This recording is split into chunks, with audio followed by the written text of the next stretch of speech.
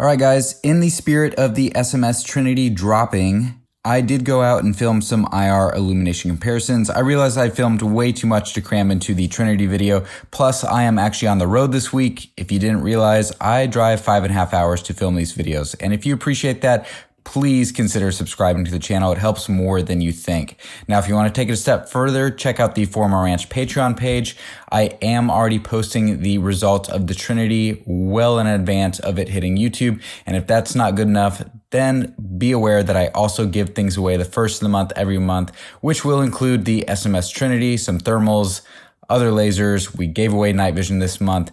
So get in there, check it out. But anyways, here is some IR comparisons for you while I am traveling this week and did not have time to edit and upload the full-blown review, but it is coming soon. Hi guys, another night vision comparison video for you. It's long overdue, but let me first start this video off with the gain on the PVS-14 turned up and orienting you. So right here is a brown IDPA silhouette at 50 yards. This is a 100-yard silhouette. It is on a 4x8 backdrop. That is black. The white side is facing. Same exact setup at 200 yards where I'm aiming now. Similar setup at 300, except half of the backdrop is missing. It's closer to about a 4x4. We have the same 4x8 with white silhouette on at 400. And at 500 yards, we have the same setup with a strobe just to let you orient yourself with where that 500 yard is. That tree line behind is probably closer to 550. That is a distant radio tower in the background flashing. So this was all pointed out with the SMS Trinity. What I'm going to go ahead and do now is turn the gain down, and it's going to stay consistent for the remainder of the comparisons. So the Trinity at close range is pretty overpowering. I'm going to go ahead and switch to the diffuser. So it is, here's without it, with it. So you can argue that it is actually helping. Out to 50 yards without it, you can kind of see the white of that 100-yard silhouette and a little bit of, so we are aiming. So the diffuser actually seems to work to 100. I can actually now see the 200, nothing, diffuser. Currently, the moon is not above the horizon, so you are not getting any photonic barriers inhibiting the SMS.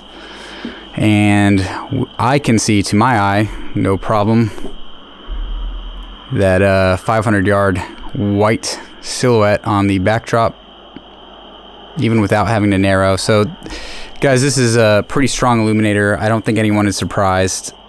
I'm trying to toggle. Also trying to keep my camera moving so I don't burn in that strobe. So here's, assuming we reduce the power, it toggles. Honestly, this thing is so strong that the power output is not that big of a deal, because here's like now the illuminator is low. We can still see that silhouette.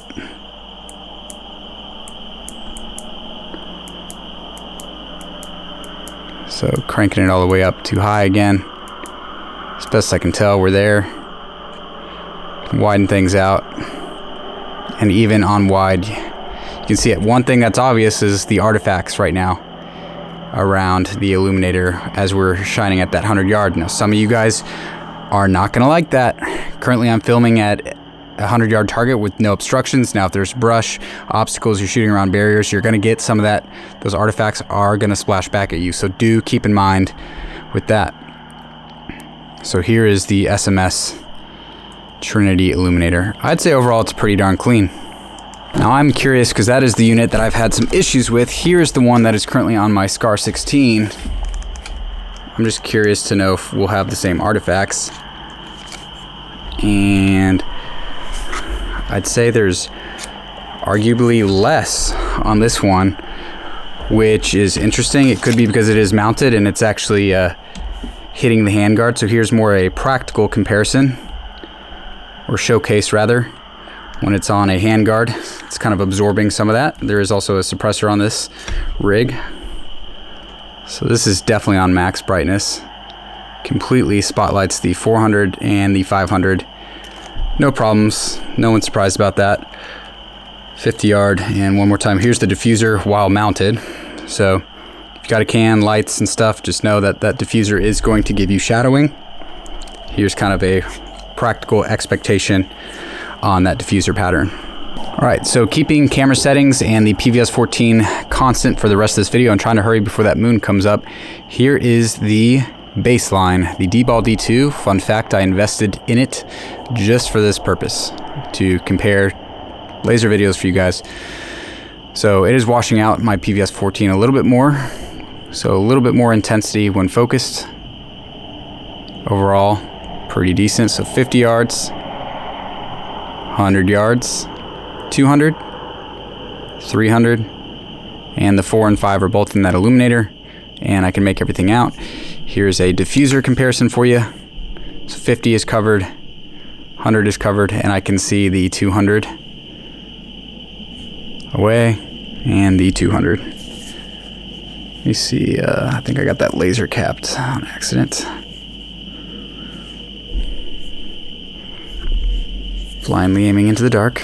Bear with me. There's the laser. So I can make sure I'm aiming with the diffuser. So there's the 200 and the 300. There you have it. Here's the Surefire M600V. On IR, obviously. So the 50, 100, 200, 300. And because the moon's not out, it is actually punching all the way down to about the 500 yard. It'd be very, very hard to see, but it is lighting it up a little bit technically. So again, giving you guys some more baseline with the D2 and the M600V. So now let's roll through the other lambs in the collection. Here's the Invisiblesight MK5, which I'm currently wrapping up testing with. So spoiler alert. Another VCSEL illuminator. It's in dual high right now.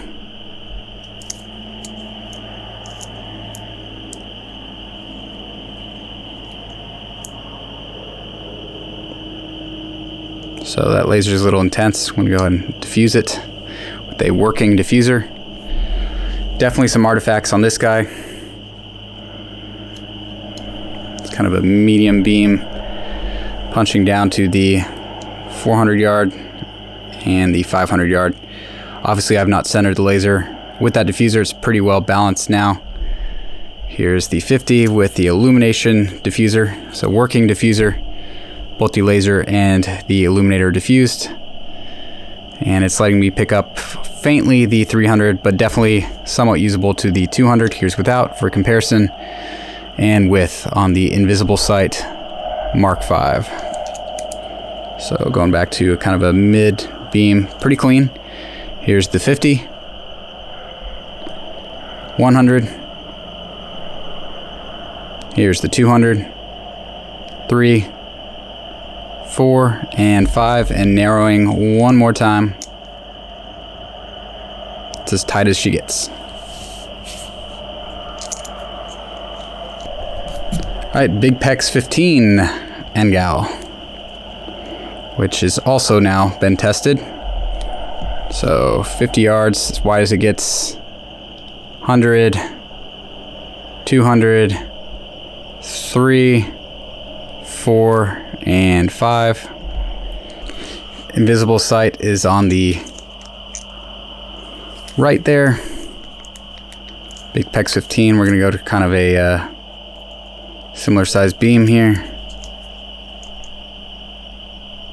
So Invisiblesight is on the right. BigPeqs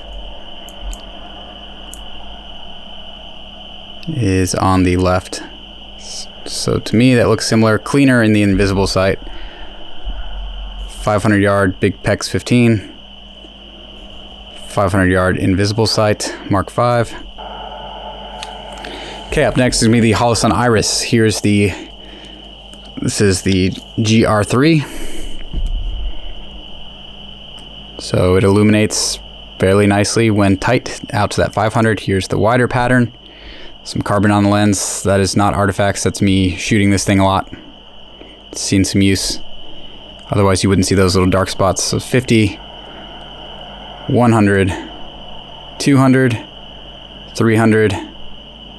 Here's the 4 and the 5. And we'll go ahead and narrow the iris down.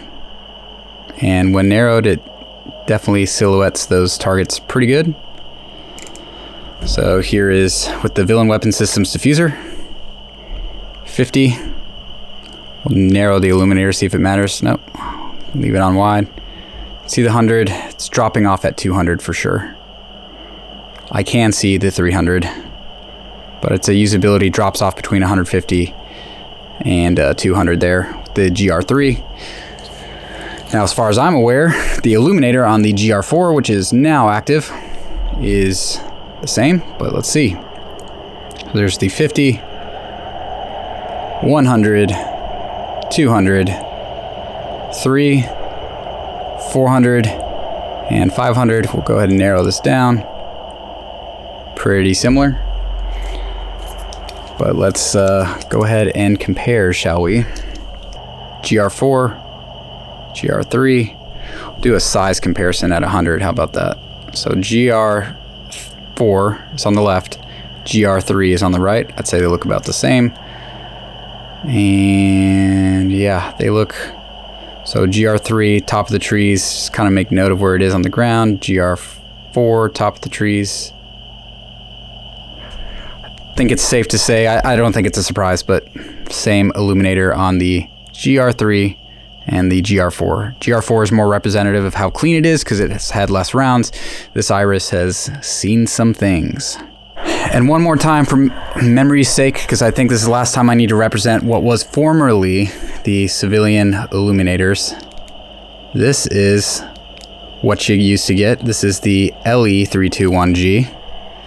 So this is an EEL based illuminator before the awesome VCSEL game came to be. So as wide as it gets, this is no moon out, guys. So there's no photonic barriers. You can see out to the 50. You can technically see to the 100 and a little bit to the 200. We'll narrow it. But on a moonless night, like right now, before it's out, basically 200 yards, a little bit. 100, I'd say 100 and in with no photonic barriers. Would the moon be out, you pretty much don't even see this. So I just gonna show this one last time, and then she won't be in the comparisons anymore. This is what you used to deal with about 2 years ago, unless you wanted to dabble in the gray market lasers. Okay, here's the M6TRV, the VCSEL version. Talking about VCSELs today. Oops. So M6TRV. So starting at the 50, 100, and this is the 5 milliwatt laser version. 200, 300, 4 and 5. Can't really make out without narrowing, so let's go ahead and narrow it. So as tight as it gets, M6TRV. And you can see the 500 yards. Leaving it narrowed, let's pop that Villain Weapon Systems diffuser. Usable to 50. I do see the silhouette at 100. Here's context without and with. There's the 200. So it drops off just around that 200. Not super usable, but there is some illumination on the M6TRV. So there you go. Another very clean VCSEL illuminator, but we are still suffering from those artifacts that you can see on the foreground there. They've never bothered me, but I know some people can't stand them. Here's the 3EIR DIRV, which is on my main squeeze, and maybe you can see why. More than enough punch. 50, it's almost too much. 100, 200, 300, 4, and 5. So it's lighting up the entire range down there at the 500 yard mark. No surprise. It's a 130 milliwatt VCSEL illuminator. Here's with the diffuser still kind of overpowering. But I tell people that the diffuser is pretty much good to 200 yards, and hopefully this helps you see why. So most of the time I leave it on. Keep in mind when it's mounted, you're going to get the shadowing.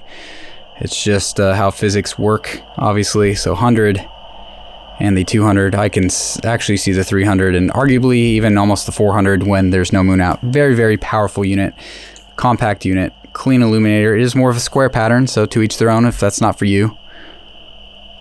But this is why when I posted this review, I said don't sleep on this laser because it is an absolute powerhouse in terms of output, and I love the form factor and ergonomics as well. And while we're on the topic of 3EIR, here is their new one. Here's the Sentinel. So same illuminator as far as I'm aware, although you guys be the judge if it looks a little cleaner. So we'll go in order again. 50 yards, a little much. 100, arguably still a little much. 200, 300, 400, and the 500. So once again, I believe it's 130 milliwatt VCSEL. No problem with the 500 yards. One thing I will point out is that they have that IR laser very, very well balanced, so not a ton of bloom. You can actually aim at the 300 and the 200 without it obscuring the target. They have a built-in slide gate for the illuminator and the laser, but here is with that diffuser on, so nice little slide gate. So nothing that bounces around or can get snagged. 50 yards with the diffuser, 100 yards with diffuser, 200. I can see the 300 even with the diffuser, and it starts to drop off between 300 and 400 yards with no moon above the horizon yet. So not too shabby. Let's put this diffuser on. I'm actually going to put the diffuser over the laser now. See if it cuts it down a little bit. Doing this in the dark, so hard to tell where it's sliding to. A little bit of bloom and a little less blooms. All right, RovyVon. This represents both the GL4 and the GL5 because they have essentially the exact same pattern. This is the GL4 for what that's worth. So just massive amount of flood. Pretty strong output, but it's probably auto-gating the two because I am not really seeing that 500 yard target that much. So here's the 50, the Rovy, 100, 200, 300 is starting to get obscured. Again, I'm assuming auto-gating. Can't quite make out where the 400 is, and definitely can't make out the 500, but we know it's to the left of that strobe, and can't quite see it because of this massive spill on the RovyVon GL4 Pro and the GL5 Pro line. Okay, here's the Laserspeed Commander, and I'll be impressed. I thought it was going to look like the GL4 with flood, but it actually has more of a focused illumination pattern. So here's the 50. Reasonably balanced laser. Little spicy. Getting some bloom on the white, but not so much on a black non-reflective target. So white reflective. Get some bounce back. So Commander definitely punching out to the 100. Keep in mind, moon is not above the horizon, so this is giving it all the benefit here. I'd say it starts dropping off between the 200 and the 300, although it definitely helps me make out the 300, and not a whole lot of IR light is making it to the 400, although I can see it, and the 500 I can see as well. But this kind of goes to show, I think that the GL4 and GL5 were auto-gating because I have more visibility with this illuminator. So the Commander looks pretty clean. I'm assuming it's another VCSEL illuminator. Not too bad. Here's the SMS HFXC. I'm trying not to burn my tubes here, so I'm going to keep things moving. 50 yards. You can see the artifacts from the EEL. Here's the 100. Definitely washing things out. 200. It's the 4 and the 5. I'm going to go ahead and just turn the laser off so you can see the illuminator better. So I want to compare illuminators. So honestly, it does a decent job, but we will narrow. It does take a decent amount of time to narrow, and it goes to about a laser beam in itself. So there is the HFXC at the 400, and now we're centering that 500, 300, 200. Here's the 1 and the 50. So we'll go wide again. Takes a few revolutions. Definitely nowhere near as clean.